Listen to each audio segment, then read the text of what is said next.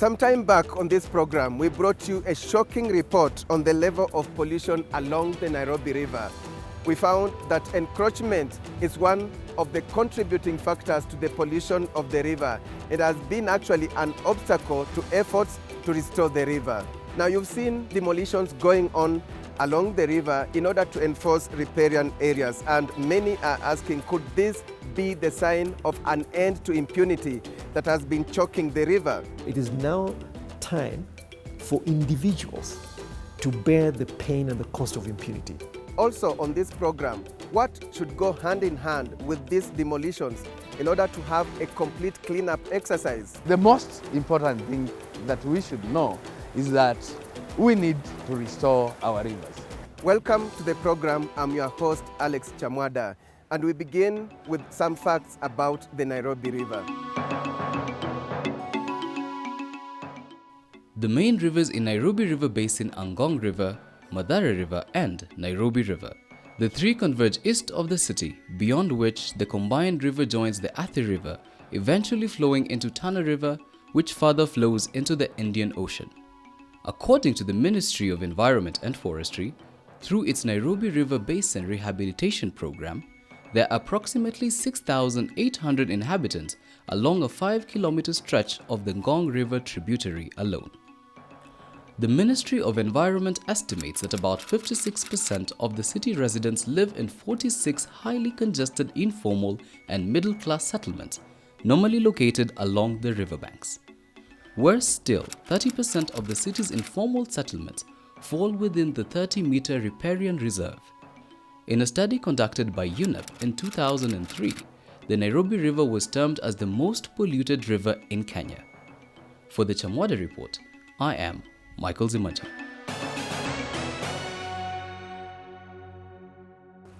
All right, and let's begin the story here.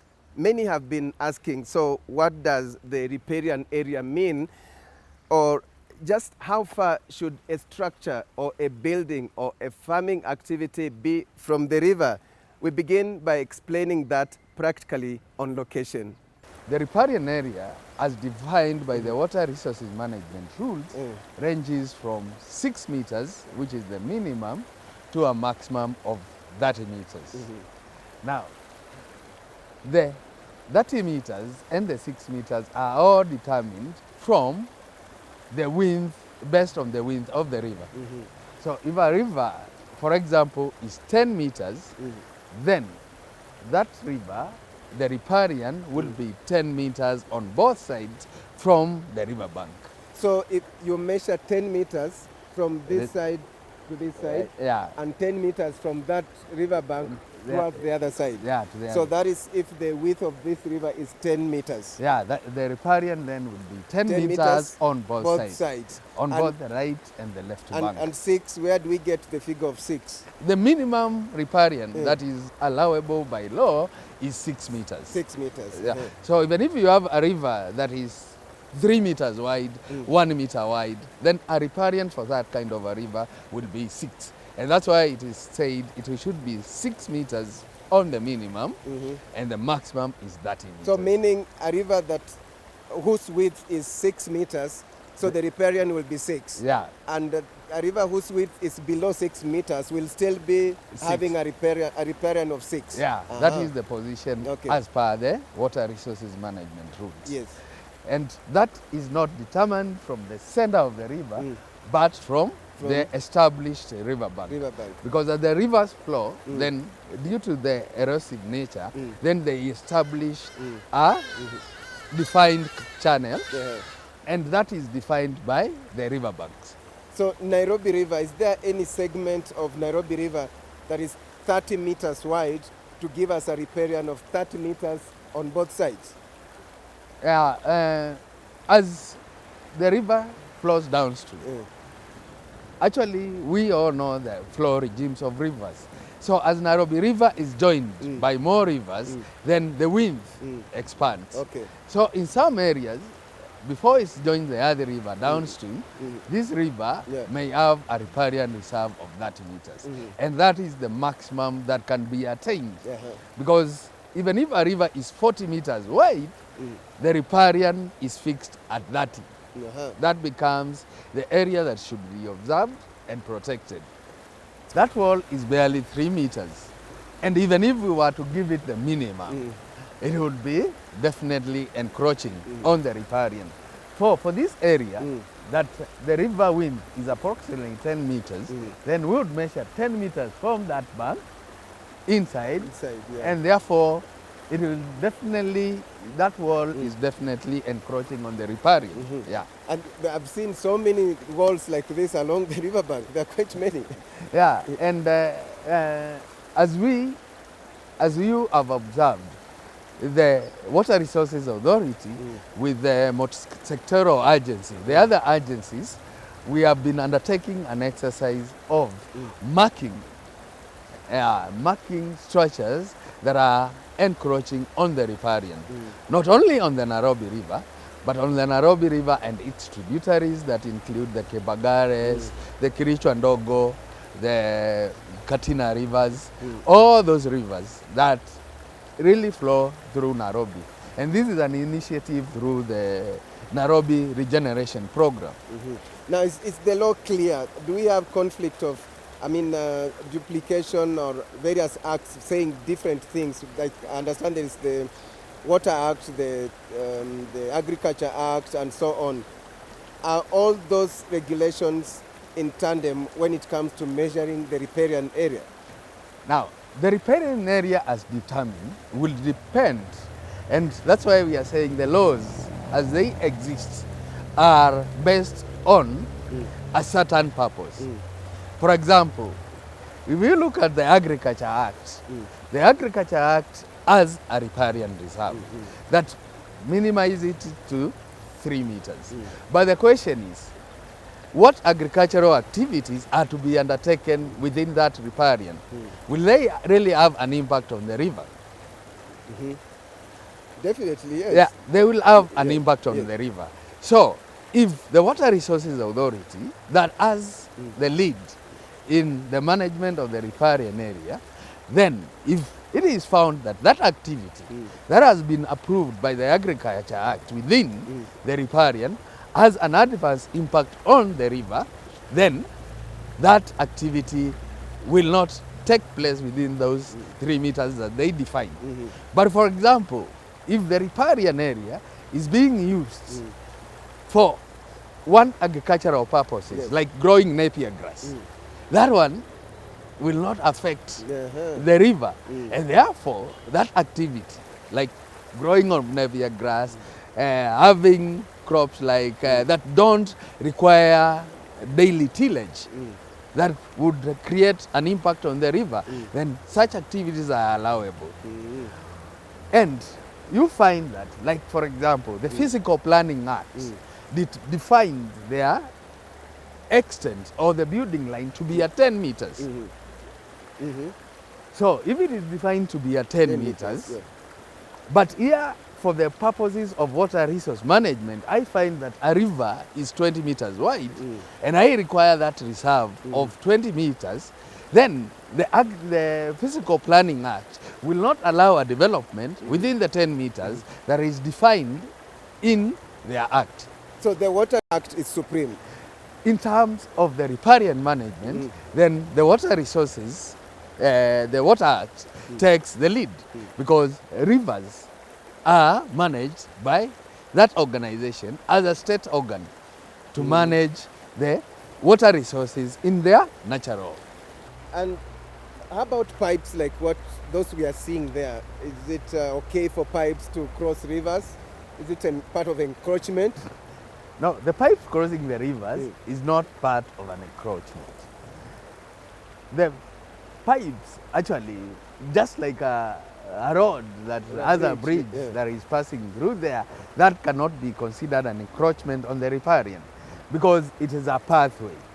But they should be placed either above the highest flows of the river so that they don't impede the normal flow of the river. But as you can see, these pipes are already collecting debris that are impeding the smooth flow of the river and therefore slowing down the river as it flows. So this slowdown If we add very high flows, then would mean that the river will easily burst its banks and therefore cause a lot of flooding. And some of these are what are really causing flooding in some of our streams within Nairobi. Because when the solid waste is trapped, then the carrying capacity of that river is reduced to some extent. That was a look at what the riparian area means and how it is measured, with the Water Resources Authority being the body that is tasked with the duty of controlling pollution and improvement of water quality in the country's water bodies. The Water Resources Authority is the appointed lead agency on behalf of the government to manage the water resources in this country, both groundwater and surface water. So the rivers fall under the category of our surface water. The authority is one of the key bodies in the Nairobi Regeneration Initiative that incorporates the Ministries of Infrastructure and Housing, Environment and Forestry, and Tourism and Wildlife in collaboration with the Nairobi County Government. It appears it is no longer business as usual, going by the recent demolitions, including the flattening of the once famous UK Centre in Westlands, which environmentalists say was long overdue. Also conspicuous was the demolition of the Shell petrol station and Java restaurant in Kileleshwa. Then the South End Mall along Bagathi Way followed, and after it was exposed, these images left no doubt the extent to which the building had encroached on the river. So let the demolitions proceed in the first instance, but then now let's look at these things again and then say what are the specifications that then determine what physical land use types are allowed there, what kinds of buildings, what kinds of conservation efforts must be taken by the people whose lands abate those riparian buffers. We had a statement from Kiambu Governor Ferdinand Waititu, claiming these buildings or what has been constructed is so costly, there's no need to demolish them, rather we move the river. Does this make sense from your point as an expert? Waititu's point is, in many ways it can be considered as frivolous, but I think it really underlines the elite and political class interest in this question. They are the ones who have been found most guilty of contravening the law in many ways, and then using their political office to protect and propagate impunity. So when they're caught in the act, they now want to kind of circumvent the legal process. And that's why Waititu wants to suggest that we should move the rivers. I think that's just not, it's preposterous. You cannot even think about it. Where would you move the river? Whose land is the river going to run on when you remove the river from its natural course? If you take the case of Dakuba to K, where would you move the river? Would you move it, would you take over the road? Where would the thing go? Would you create a bypass and a pipeline for the river? I think it just doesn't make sense. We now take a short break. When we return, is this sustainable?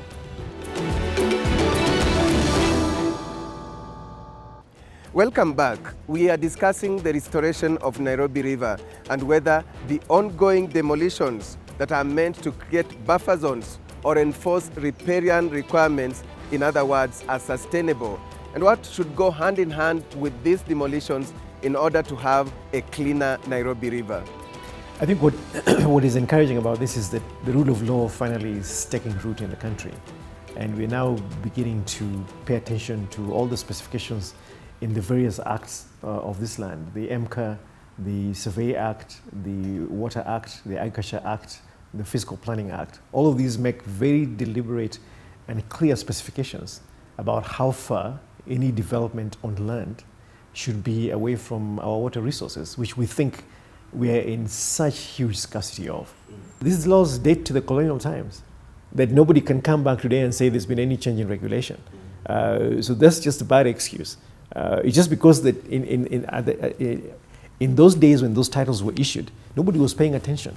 So the surveyors went in there And it's very clear, beacons must be around these buffer zones. The tidal zones must always be marked with beacons. So the surveyors know just how far they can survey and proceed with the process of registering titles.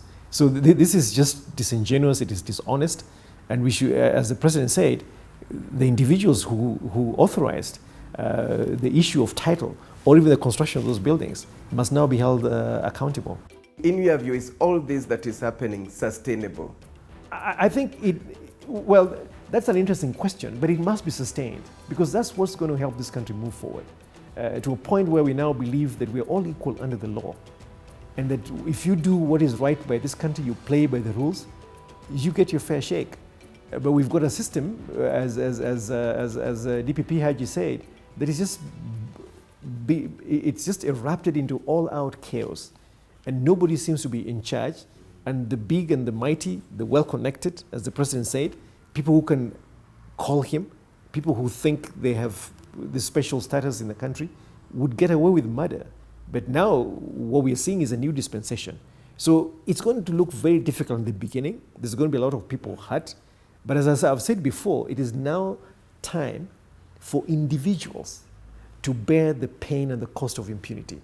We've seen pictures circulating that those who are arguing, why are we talking about riparian buffer or moving buildings or demolishing buildings that are close to rivers? And in some countries, you find when buildings are right on the riverbanks. Is that an argument you can buy? And that is really around jurisdictions. It's about the practices. You know, I could give very wild examples about things that go on in other countries, which if we brought here, people would revolt. They would say like, no, that's not our culture. Now the culture that we've inherited from our legal traditions of this land, which is basically British law, basically specified these things. So if we think there is an issue, we as Kenyans now have all the instruments. We have legislators, we have parliament, we have stakeholder convening capability. We can then petition our legislators and then ask to change the law. But we must also make sure, given the heightened awareness of our scarce environmental assets, biodiversity, and how that is important to sustaining life here, to then have a candid conversation and say, okay, what are the riparian resources that are at risk within 2 meters from the stream, within 6 meters from the stream, at this point in the river course, up in the upland catchments that are far from the places where the wetlands generate the water resources. If you come in an urban setting, what is the right thing, what is the right distance between a building and the river? What are some of the aesthetic value that the owner of the land can derive while preserving those riparian resources? So it has to be a carrot and stick. We just can't say go and build and then the next day, like when we first did this series in Lavington, you could see nobody cared about those buildings. They just put their wall behind on the edge of the river and their houses were facing the other side. So they clearly don't even care about the aesthetics of the river. So are demolitions that are aimed to reclaim this riparian buffer enough? What else should go hand in hand with these demolitions? I've been thinking about that and saying, look, this regeneration, this reclaiming of riparian buffers must come with the commitment to clean up the rivers and make them more aesthetically appealing. We want to see our kids swimming in this, and our grandchildren swimming in these rivers. We want to see fish coming back. We want to see this becoming part of Nairobi's characteristic, Nairobi's character, that we are the city bisected by however many rivers that are clean, crystal clear. We have biodiversity coming back, we have waterfall, and we have riparian corridors that we can then now use as recreational paths. I want to see people biking around riparian corridors, like what Mishuki had started. Let's see the trees come back, let's see the wildlife come back. So I would tell the president and the team that is leading the Nairobi regeneration strategy is that let's not stop at demolition. Let's move to reclaiming and reinstating the aesthetic appeal of these riparian corridors after we take down the buildings. Indeed, we found that one of the contributors to pollution in the Nairobi River Basin is one, lack of proper sanitation and sewerage systems. The other one is poor garbage collection. What should be done? So we've done away with the plastics, which I think in many ways, when it comes to the issues that we had with disposal, these constraints, That's now seemingly bearing fruit. Now, what we need to figure out is how do we resource Nairobi County government or whoever's going to manage the city sufficiently to actually take care of these things. But also, how do we educate citizens to make sure that we put our trash in the right place? Number two, access to water and sanitation. That is critical. Over 60% of the population in this country, in these cities, I think about 70%, do not have access to running water on a regular basis. 90% of us do not dispose their waste appropriately because we don't have running water. And therefore, you find all these, people just open these sewers because they don't want to pay. Even in places like Runda, we have these septic tanks. When it floods, those things go into all the rivers that come into Runda. So it's not even just a poverty problem that would say is a Kibera or Mathare problem. We need to fix water and sanitation. I think all houses must have indoor plumbing.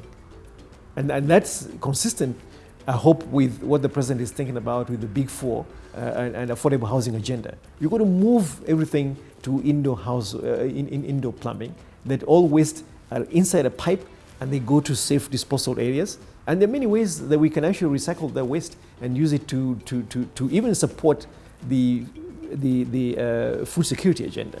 So sanitation and food security through some of the things that we're going to start doing with indoor plumbing could actually really kind of in many ways be synergistic to move the country forward. Then there is industrial effluent. Is anyone paying attention to this? You and I, when we did this first clip with your team, in industrial area, all those industries are just on the river. They're all on the river, and their discharge, their effluence is going straight into the river. So this is just laxity in enforcement, and here NEMA is as guilty as charged, and all the other regulatory authorities. We need to just clean up. The country, I don't think that there's any point in growing an economy for the people who are going to be sick and infirm and just on their deathbed. So the president's agenda should also not just be on these Big Four economic drivers, but also on the environmental quality that will then sustain these prosperous, wealthy Kenyans. With that, we come to the end of the show. We believe you've learned a lot about the meaning of the riparian area, whether the ongoing demolitions are sustainable, and what should go hand in hand with these demolitions in order to have a complete cleanup exercise of the Nairobi River.